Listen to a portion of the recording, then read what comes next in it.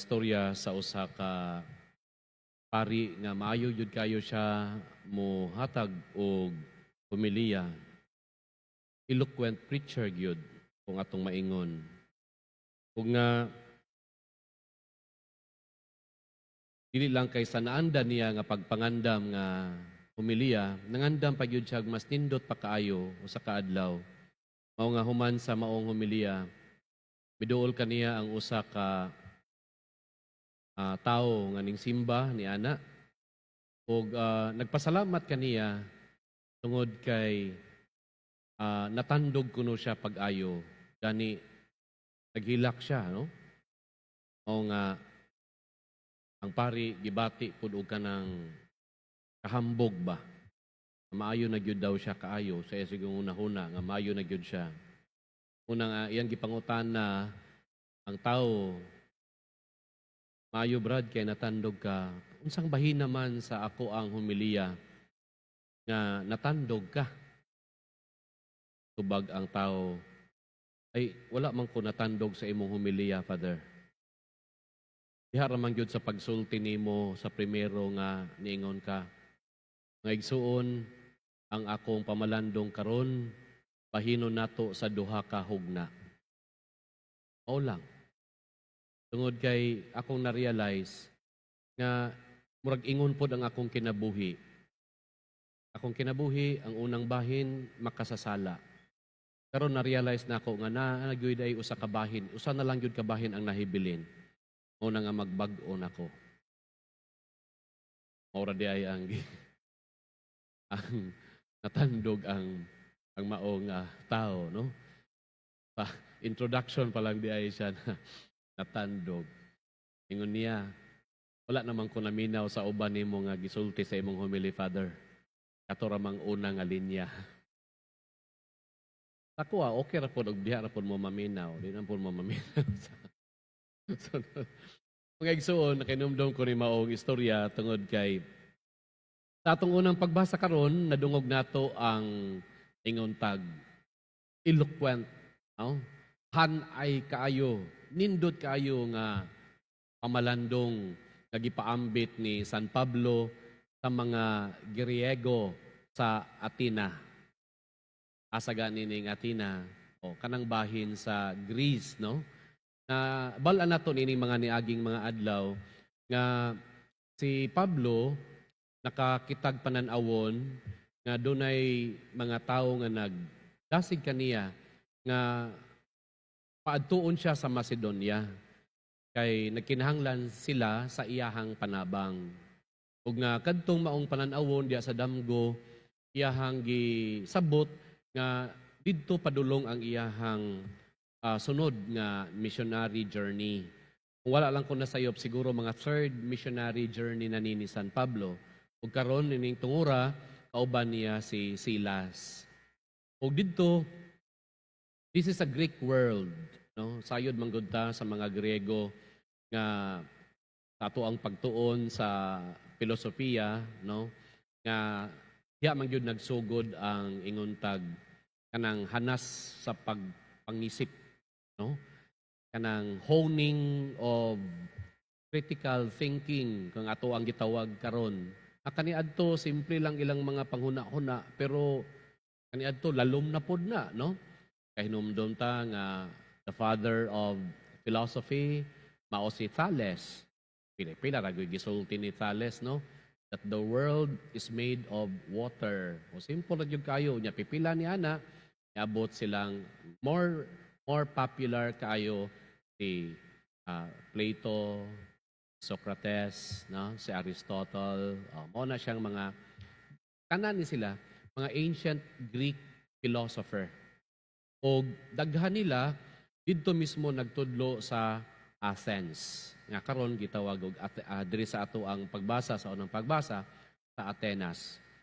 Sa ako ganing pagkahibalo lang ang eskwelahan nga Ateneo, kanang Ateneo nga pinulungan na pulong gikan na siya sa maong inspired by that place in Greece na Athens, no? Which is a place of learning. Okay? So, mao ni ang lugar nga giadtuan ni ni Paul o kauban niya si Silas o si Timoteo. Si San Pablo niining tungura, tama sad siya sa nasayod man gyud ta sa mga gisulat ni San Lucas bahin kay San Pablo nga maayo man gyud siya mamulong. Mao na ang mga hintil di ta matingala nganong nakabig sa pagtuo ang Kristiyano.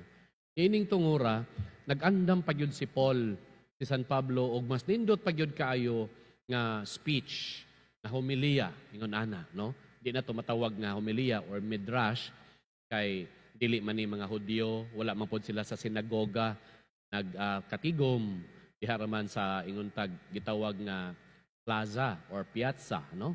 So sa ato pa, ang iyaha is naningkamot siya mangandam og maayo nga speech aron nga ang iyahang mga pulong mahimo nga parihog level, mag-match sa mga hunahuna sa mga pilosopo.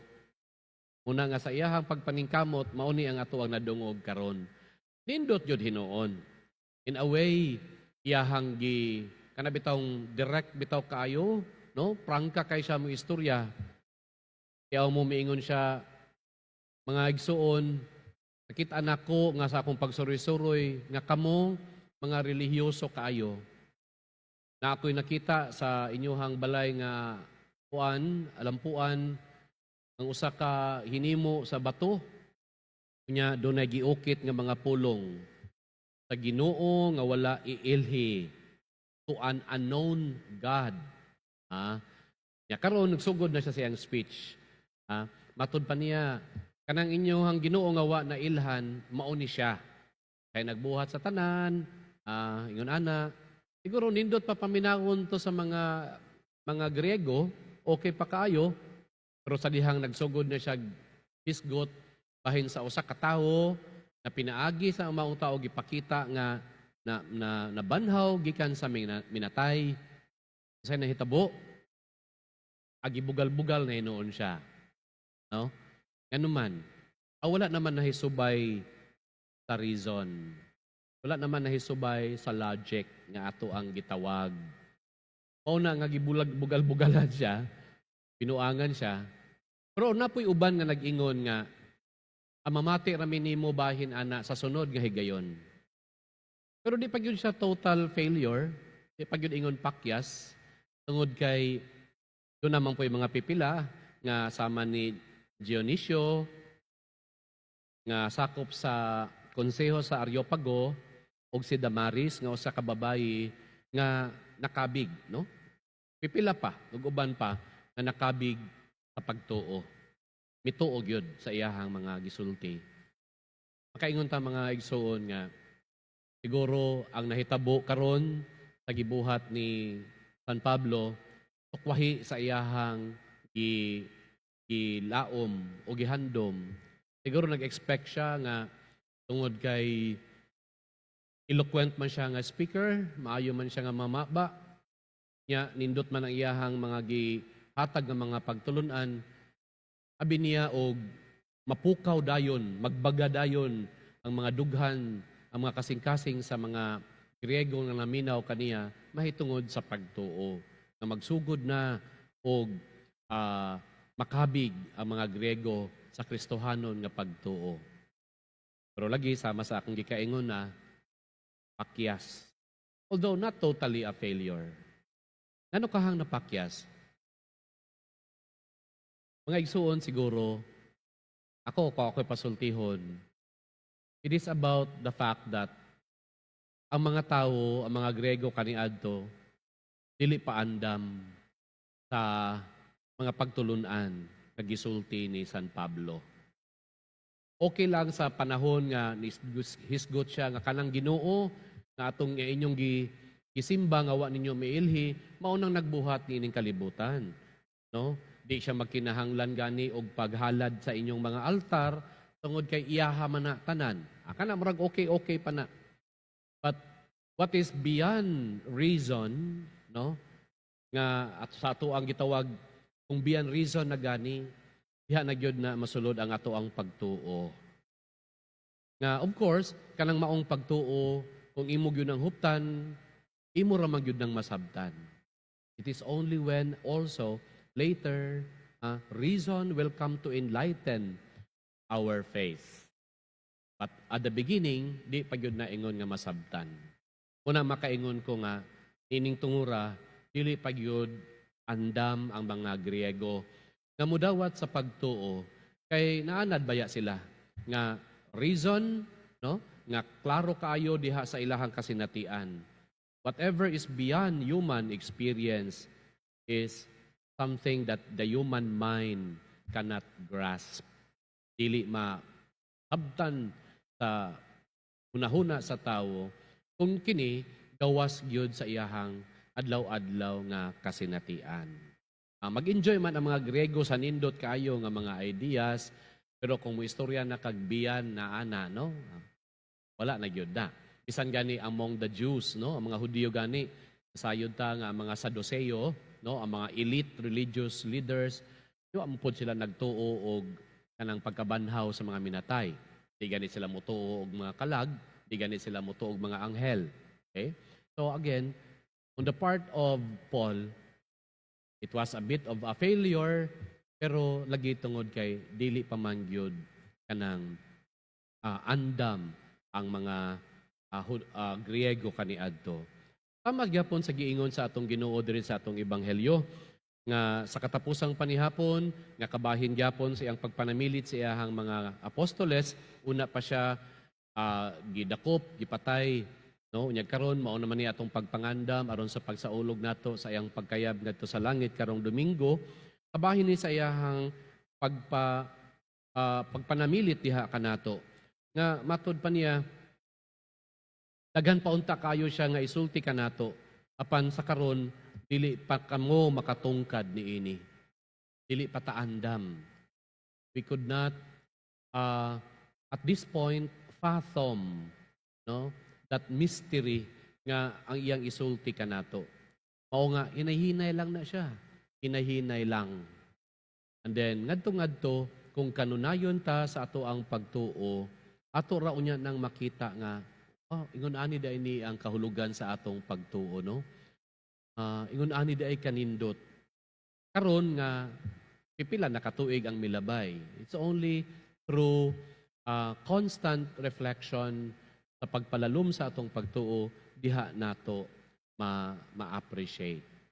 Una mga igsuon, inumdum ko sa ako ang professor sa theology. Matod pa niya, there is what we call a gradual unfolding of consciousness. Hindot kay nang mga pulong ba, no? Ingon siya, gradual unfolding of consciousness. Nung una ko, kining gradual unfolding of consciousness, kining evolution sa ato ang technology karon. That is a product of gradual evolution of consciousness. Kani adto god, bata pa ko, kahinumdum ko kahinumdum og mga salida atong una nga mga Buck Rogers, no? Kanang futuristic kayo nga mga salida bitaw nga kanang magistorya sila sa tao nga ang tao wala diha pero dunay image sa tao nga mogawas gikan sa ilahang device, communication device. Ingon ana. Kaniadto pa na nga istorya. Pero ang una sa tao, no, nagpadayon na di ay. Kaniadto god unsa pa lang man nga to ang means of communication kung dunay layo kayo ta. Telepono pa man, muring. Ring. Ya, cable, ay wire. Sunod ana, wala na wire, cellphone na, no? Ang sunod is virtual communication na, no? Dili ta magkita ay karon Zoom pa lang, no? Zoom meeting online. So maabot na gyud ang panahon nga wala ta diha tanan sa conference room pero magkita na ita as inaagyud ta as if we are physically present. All this mo na gitawag nga gradual unfolding of consciousness. Sa ato ang spiritual life, mausab na mga igsuon. Sa karon di pa kayo nato tataw nga makita, klaro nga makita ang tanan, di nato kayo masabtan ang tanan, pero sa hinay-hinay lang, no? Hinay-hinay lang. Ngadto-ngadto makita ra nato ang kanindot sa ato ang pagtuo. And we are on that journey. Sa mga igsuon, nining atong padayon nga pagsaulog sa Pasko sa pagkabanaw sa atong Ginoo, atong pangayoon kanang maong grasya nga sa karon dili pa ta andam pero ngadto-ngadto unta ang Ginoo ang Espiritu Santo nga maglalamdag mao magiya kanato ug magtultol kanato sa maong pagsabot sa maong dalan. Amen.